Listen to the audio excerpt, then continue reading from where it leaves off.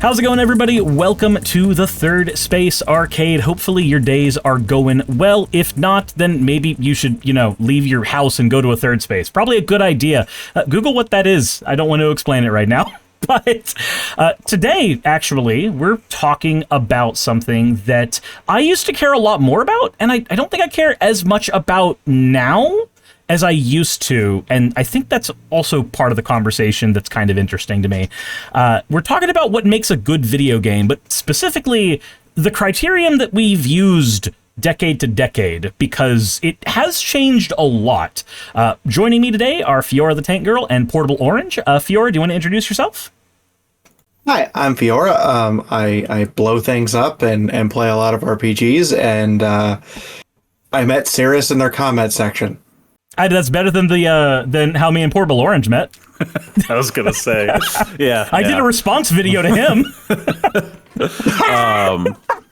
More of a react, let's be real here. But hey, everyone, I'm Portable Orange. I do deep dives on random stuff, primarily history, sometimes ancient, sometimes recent, but it's just I look something up and then I tell y'all what I've found. And I can confirm getting a sea of his notes thrown at me, what that looks like in real time. You got a small portion, trust me. I understand. I got document, it filtered. You know what? Let me pull it up. The full document. I'll even tell you right now. Uh-huh. I'm at 34 pages, and that's the notes. That's not even that's the notes. When I did my video essay on the medical industry, I think it was 54 pages.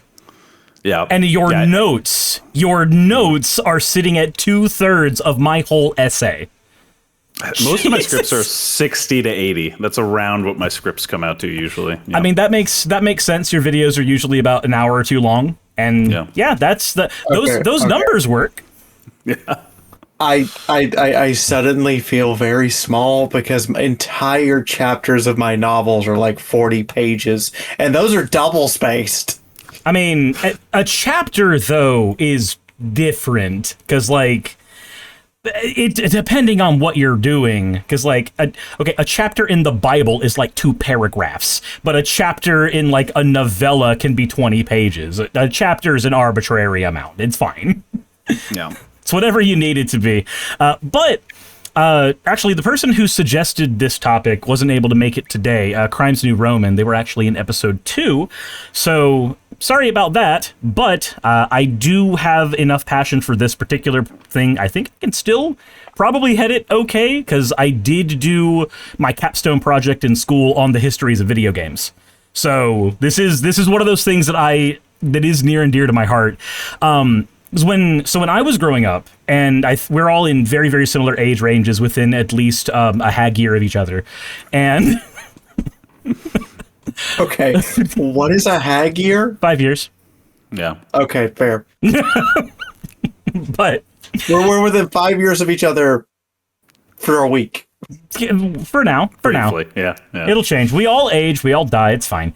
But I grew up in the age, and most of us kind of did, in the age of video game magazines, and the first reviews that I remember seeing were things in Game Informer or Nintendo Power. The Nintendo Power reviews, in hindsight, are kind of weird because it's writers who work for Nintendo telling you which video games are good to buy, so there's a little bit of bias there. I don't know what we would call that, ethics in game journalism or something, but I mean, that thing happened back then. It was weird. But over time, that idea started to morph into the video game websites. IGN's probably the one that everybody knows, and the one everybody makes fun of for various reasons. And then that, of course, led into the video review. But the early video game reviews that we would get for games would be 5 or 6 hour long, or not 5 or 6 minute long. Just here's a few snippets of what the game is, and by the way, it's a 7.5 out of 10, too much water, is kind of what we ended up getting after a bit. Again, thank you, IGN. You're fantastic. Every single time I see one of your reviews, I remember why I don't watch your stuff anymore. But it's weird to me seeing the evolution of how we look at games, because we used to be really obsessed, like as groups of gamers that sometimes are neurospicy and like putting things in categories, we used to care a lot about that number at the end. If a game came out as a 7 out of 10, people wouldn't want to pick it up, but if you could get like 9 out of 10, or I remember when Metal Gear Solid 4 got a 10 out of 10 on, I think, GameSpot, and like, I've played it. I don't know if I'd call it a 10 out of 10 game, but I know that I enjoyed the experience enough to maybe say that's what it is. It's a very confusing mess of a game, though. You know, half movie, half game. Half movie, half... I mean, half is generous. It's a little bit more than half in the movie side of things. I think it was like 11 hours of cutscenes. If you just that last one I remember was crazy, because I was like, the last one's a movie. Nope, never mind. Yep, there's more to do. Yeah, the last one's a movie. I remember going to the convenience store in the middle of the last cutscene, coming back, and it was still playing when I was over at my friend's house. That was wild. But I feel like it used to be that independent creators started kind of copying the game journalist number system for things, and then that just kind of died. Like, I don't think that lasted very long, because the creators we started getting very early on into YouTube that weren't part of games journalism would just kind of do a vibes-based dissertation on the video game they were playing, and now we've got like the 2 to 3 hour long retrospective, which was not a thing that anybody could think would happen before. What are you doing today? Oh, I'm watching a movie about Resident Evil. Oh, is it a documentary? No, it's just some guy saying what happens in RE1. Like, that's a thing that exists now. So I'm curious, what right now, and we'll start with Fiora and then move to Portable Orange. What do you think right now makes a good video game? Not a loaded question at all. Okay, what do I think right now makes a good video game? Yeah. First off, I have to have some emotional attachment to the game to some degree. I cannot just take... Like, even Doom 2016, you don't even... Like, a Doom game where it's not just an emotionally detached psychopath, it's actually someone who has reasons to be angry, and they're constantly angry, and therefore the emotional connection is, I'm angry, and I have good reason. So to me, a good video game has to start with like a story that I'm invested in, and then the gameplay mechanics have to match the story beats. You can't have gameplay mechanics that are detached from the way the story is going by, because then it's just that moment of, why am I even doing this? This doesn't make any... What? And that happens way too often, in my opinion, with games that have good story, and then your mechanics make no sense in the context of the story. Yeah. But yeah, that's what it is to me. Like, I want to sit down and experience a story that either I have influence in, or my actions directly result in the story's culmination. Okay, so for you, it's more of a, do the cohesive parts come together in a way that makes the brain juices flow right? Yes. Okay, what about you, Portable Orange? I mean, I'm a little boring, because like working in entertainment, I always think of like, it's good if it's fun, like I enjoy playing it, and it surprises me. Those are the only two things I really need. And it can surprise me in a number of ways. So like, I played Frostpunk recently, and I was surprised at how deep it was. I played Scarlet Hollow recently, and I was surprised at how branching the narrative was. I remember Telltale's Walking Dead back in the day was one of my favorite games. Yeah. And like the surprise there was what an emotional connection I felt to those characters, to Fiora's earlier point. So like, yeah, for me, it's like fun, surprising. That's all I need. That's fair. I think for me, a big thing for me is control. If a video game's controls do not feel nice and tight, everything just kind of goes off the rails for me, which is weird because I'm a Sonic the Hedgehog fan, and I want to swear 50% of those games just do not know how to program controls. So, like, I feel, and I'm also a Resident Evil fan, and tank controls are a thing there too. Maybe I'm lying about everything I'm saying right now, but for me personally, if a game's controls make me feel like anything that happens is in fact my fault. If I die, it is not because I'm playing Ninja Gaiden and the camera decided to get hung up on a wall. It's not that. Or if I'm playing a DS game, it's not because the touch didn't register correctly for what I was doing, or for a Wii game, the waggle didn't register correctly. Like if you're playing No More Heroes, which is a good game, and it doesn't register that you're swinging to the right or to the left at the time, that can kill you in a boss fight that you might have spent 11 minutes on, and that's not a very fun experience to me. Bad example because that is a good video game, but kind of get my point. That's my main thing. You brought up Sonic for a second. Oh dear God! So, as a kid, I played Sonic 1 and 2. I could actually get the Supersonic mode in Chemical Plant in Sonic 2. Yeah, that explains why you're a furry. Got it. Yeah, anyway. So I found out something recently about the difference in the controls for Sonic 1 and Sonic 2 and why Sonic 1 is so much harder is because the developers at Sega did not know this about the way that Nintendo had done the Mario platformer, is that there is a 0.03 millisecond or 0.03 seconds when you walk off a platform that you actually start falling. Yeah, it's ghosting. Sonic 1 doesn't have ghosting. But Sonic 2 has ghosting. But Sonic 2 does. Yeah, that makes sense. That's why Sonic 1 is so much harder, is because there's no grace period for getting to the edge of the platform. And I'm like, okay, that explains why I hate that game. I'd say one of the other reasons might be the lack of the spin dash, personally, because there's certainly a lot of areas where I would rather just go, all right, I'm pressing down and B, and now I get to get the fast juices. And Sonic 1 just does not want to give me the fast juices. Again, not that that's a bad game. I think Sonic 1's a great game for one level. I mean, yeah, the lack of the spin dashes and also the fact that I could just have my little brother play Tails and just have my little brother kamikaze the boss to death. I think that's a universal experience for a generation. All right, here's controller 2. What am I doing? You are my safety jacket, but I'm not going to tell you that. You're basically invulnerable. You keep getting back up so long as I don't die. Sweet! Yep, so just kerbonk him. It's fine.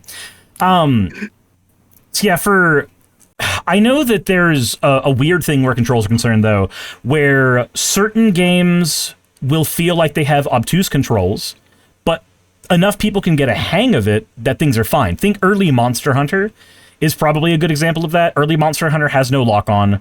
Early Monster Hunter has a very, very clunky camera and hitboxes that are very hard to register on any enemy. So the controls in those games are always like constantly working against you, but people who've played a lot of early Monster Hunter, they feel like home.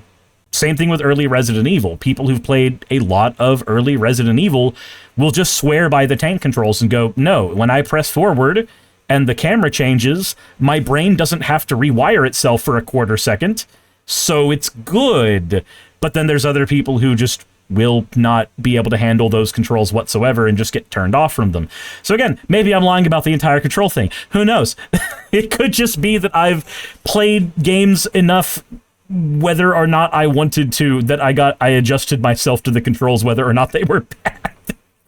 Well, I think that's an interesting thing, honestly, about like modern gaming, because when we were gaming, there were games where like the controls were garbage, yes, but the game was good. And like, I think all of us have the experience of like a game or two that you'd sit through. Maybe the first, 15, 20 minutes are rough while you get used to the controls. But once you're used to them, you're like, wow, there's a really good game here. And fighting the controls is almost like an experience in and of itself. It's like part of playing the game is hating the controls. Not Metal Gear Solid 1 for me. And like that's Resident Evil 1 for me. Yeah. And like I think that's something that like newer generations don't have as much, because now there's such an emphasis on getting new people into gaming, getting like kids who haven't played games into gaming now, that there's going to be much more of a focus on like the outer shell of the game needs to be really, really polished. Everything from the graphics to the controls, like your first 2 seconds of play, basically.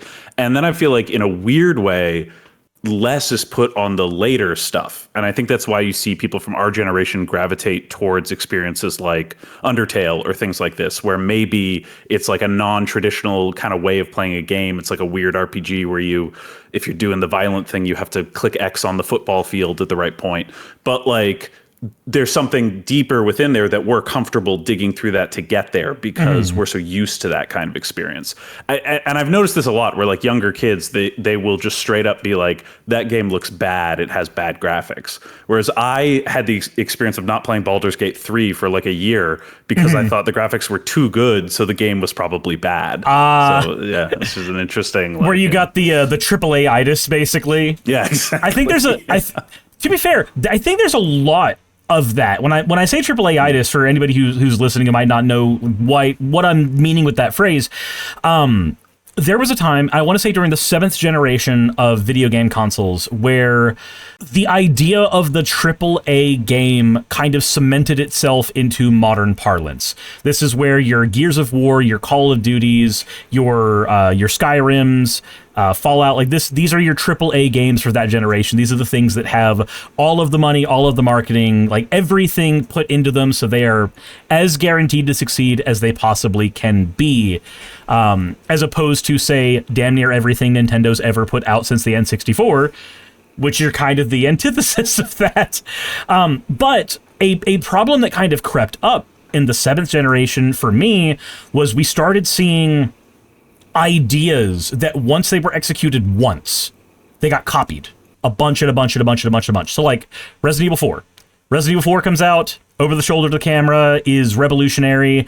Suddenly we get game after game after game that not only are copying that style, like Gears of War, but are also copying the aesthetic. And Resident Evil 4's aesthetic is a lot of grays, a lot of darks, a lot of browns. And that doesn't translate to every game ever. But I distinctly remember a time where like most AAA games that came out had this just dark brown, muddy palette to them. And it was just a repeated criticism people would give to new games coming out. Like, all right, it's got the brown filter on. It's a AAA game. So I'm going to comment on a couple of things here. One, the controls that you have to get used to. Every Armored Core game has different controls. Every one of them. And the first game's controls were absolutely the worst ever for like any mech tank based. It's just terrible. And then every single iteration, they change them entirely in some cases. Like from 3 to 4, completely different gameplay loop, completely different control settings. And then you go to 5 and you get this weird set of controls that is never used again. And you go to 6 and we finally get controls that are functional and we're like, why couldn't we have this the whole time? And then on the games getting copied repeatedly, Ark Survival Evolved and Subnautica came out, and then everything's so tired of crafting. Game. I am so tired of crafting. It's you don't need it half the time either. That's the stupidest part. Is it's just extending your gameplay needlessly. One of my favorite games of all time that I used to play once a year was Resident Evil 4. I don't do it as much now because now I play a lot of other games in that slot. I think the only games that are still in my like yearly rotation are Banjo-Kazooie and Paper Mario. And that's just because I can finish Banjo-Kazooie in one sitting. And Paper Mario I can do in about 3. So it's mostly lack of time that has changed that particular habit. But I remember when the Resident Evil 4 remake came out and I was enjoying it. And then the thing that kept on nagging me as I was going through the game is, I am so tired of crafting ammo. I am so tired of this game's crafting system. Why can't I just shoot enemy, get to ammo, and then do thing? Because the system that Resident Evil had before was there was a hidden counter, basically, that said how much ammo you were using for individual weapons, and they would starve you of ammo for weapons that you were overusing to force you to use other weapons. The RE2 remake did this, even though it also had a crafting system. But that system working invisibly in the background felt fine to me. And then I'm having to craft everything constantly. Like, yeah, I'm adding one more decision into my gameplay, but that decision's annoying. I don't want to make that decision over and over again of do I make sniper bullets or do I make TMP rounds? I'm tired of making that decision. It was a boring decision the first time. It's not going to get better the 15th time. I honestly feel that way about open world games. That too. I feel like tired of open world games. But it's so funny because I think about like as a kid, my first like open world quote unquote game was probably Ocarina of Time, which Yeah. I know most people don't think of as an open world game, but like at the time, that was what we thought an open world was. And now it's like I remember Elden Ring, I think was the last open world game I played and enjoyed. But Elden Ring I thought was pretty good at pathing. So like you didn't have to do the open world if you didn't want to. But so many times I'll sit down and if I find out a game's open world, I'm like, this is too much. I just don't have time. Like I want to relax or something. It feels like I it want some adds 20 linear- hours to the experience. But then I always think about those little kids who have never played an open world game and they sit down and they play. For me, the big one was like Fallout 4, you know, when you leave the vault for the first time, or 3 rather, where you leave the vault for the first time and you're like, oh my God. Everything's in front of you. Yeah, and there's no objective marker, there's no nothing. Like it's until you die and come back and then it gives you one. But like that kind of stuff I think is so cool and I'd never want to take that experience away from a kid. But at the same time for me it's like that literally is just nails on a chalkboard to me when I'm gaming. That's so on the topic of what used to be considered good game versus bad game. I feel like that idea started in the 5th generation of games, in the N64 and PlayStation era, where this idea that the sequel needs to be bigger, the sequel needs to be larger, and the game that exemplifies that to the worst degree for me is Banjo-Tooie. For anybody, oh my God, I knew you were going to say it. I hate you because I've never played the original, and you know that. I love Tooie. Tooie's fantastic. For anybody who's played the original Banjo-Kazooie, every single level in that game is built to be a single, just contained thing with 2 exceptions. There's 2 levels that have a bit of cross-contamination for getting a couple of their collectibles, but for the most part, levels are built so that if you 100% one level, you can go 100% the level that's after it. And for me, that feels really good. I like having that compartmentalization. And then Banjo-Tooie comes out and says, well, what if the first level here was as big or bigger as the last level of the last game? And what if every level we made after that was significantly larger? And what if every level was connected, intertwined between themselves as if it was an open world? And as a kid, I was fascinated by that. It felt like a living, breathing world. As an adult, I am tired. Like the game exhausts me by the time I get to Jolly Roger Bay. And I feel like that shouldn't be the case for an N64 platformer from my childhood that I know. Like but like maybe it's just because that's the water level, but yeah. Okay. But I think Jolly Roger's a good water level because you get to breathe underwater in it. You get to breathe underwater. That fixes half the problem, and then you get the the control. I hate the controls, man. The underwater controls for Banjo-Tooie sucked. I have to take the shot at Nintendo for where that started. Mm-hmm. Donkey Kong. Because the Super Nintendo Donkey Kongs, they all had to be bigger, they all had to have new mechanics, and every level just suddenly got longer and longer and longer until it got to the point where if you're playing Donkey Kong Country 3 and you play it for too long, you can actually burn out your Super Nintendo. That, to be fair, part of that's also the fact that the Super Effects chip that was running shit in those games was not a thing the system was programmed to run initially. Like they were maxing out the system because DKC 3 was a game that was made during the N64's lifetime for the previous console. Yeah, and then they make Donkey Kong Country 64, and just to like get the N64 to play it, you had to put in a separate power pack RAM pack thing. It was 4 megabytes of RAM. Yeah, just to get it to work. Yeah, the Command and Conquer port used it too. Yeah. Oh, and Command & Conquer reminds me of video games that, like, the mechanic only exists in that video game, and it's the mechanic that makes the game good. So, like, that I'm reminded of Tom Clancy's End War, where you command your units with your voice. Mm-hmm. And then I'm reminded of Alien Isolation, where that entire system that works how the alien works is copyright patented behind a wall, and no one can use it. It's like the sanity meter for what is it, Eternal Darkness? Nintendo owns the patent for the sanity meter from Eternal Darkness, which was such a good mechanic. God. And there's so many. I want to sit here and just ramble about games that have mechanics locked away, and I'm like, why? Hey, thank you so much for watching. I really need you to leave, though, and actually go check out the guests on this video. That would be really cool. But the lights are off, so, fuck off.